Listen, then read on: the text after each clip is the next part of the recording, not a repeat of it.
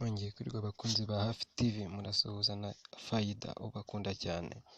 Inkuru mbazaniye ni iy'umupira w'amaguru nk'uko ikipe y'igihugu yari imaze iminsi mu mikino yo guhatanira kujya mu gikombe cya Afurika, ubu ngubu shampiyona igiye gusubukurwa muri iki cyumweru, mu mpera z'iki cyumweru.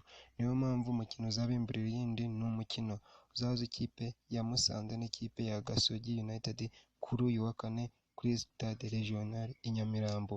Ni umukino wavugishije amangambure umuvugizi wa Musanze Niyonzima Patrick, bituma na KNC atari fan nk'uko tumuzi ku magambo aramusubiza.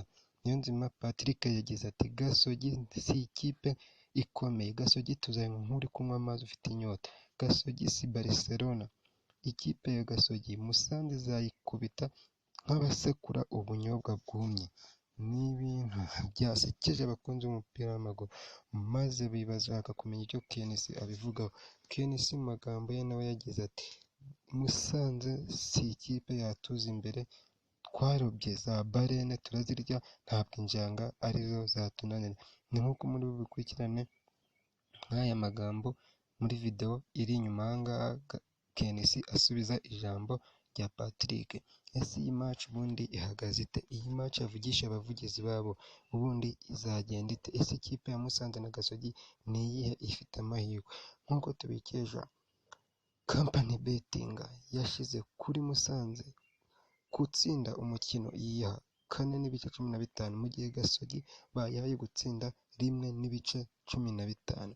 Birumvikana ko Gasogi iri hejuru mu bigaragara ku ikipe ya Musanze, nubwo n'andi Patrick avuga ngo Gasogi ni ikipe yoroshye si Barcelona cyangwa se Mazembe. Ntabwo yakwirengagiza ko Gasogi ifite amanota 10 iri ku mwanya wa 8, mu gihe Musanze ifite amanota 8 iri ku mwanya wa 12. Tubitega amaso tuzareba ejo, turahabaye icyizere nta kiburira. Ugiye gukina na Gasogi koko, ubwo udatsinze Gasogi bazatsinda iyi, ubu koko tugira ubwoba bwa Gasogi duhereye hehe? Ariko twese nibyo nta nubwo turi ku rwego rwa Gasogi ku buryo twakwikompara nayo.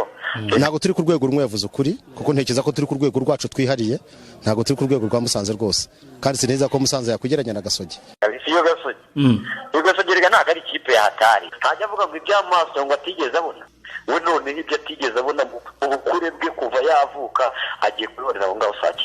Ntabwo twatwarariye barene ngo tanubwe kurya ubukanura amaso.